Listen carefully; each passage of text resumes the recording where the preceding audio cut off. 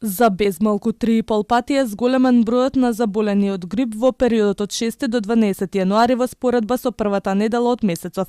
Податоците на Институтот за јавно здравје покажуваат дека пријавени 1053 случаи на заболени од грип или на заболувања слични на грипот.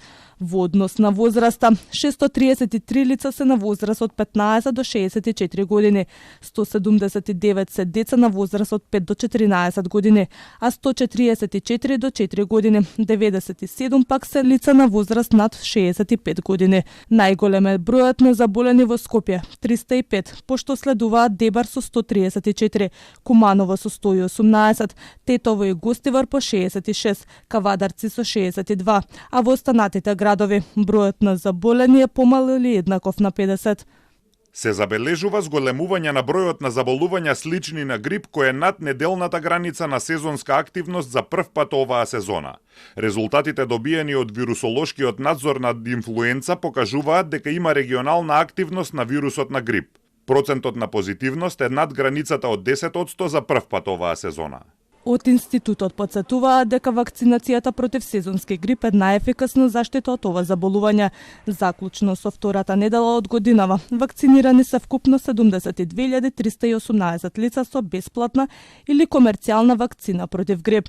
Тука спаѓаат ризичните групи, постарите лица над 65 години, бремените жени и здравствените работници. Дополнителни 2600 дози комерцијални вакцини се набавени од страна на центрите за јавно здравје како вакцини за останатото население кое не спаѓа во горе наведените групи. Истите може да се добијат за одреден финансиски надомест и се спроведува во центрите за јавно здравје со нивните подрачни единици. Периодов амбулантите се преполни со пациенти кои имаат симптоми на грип.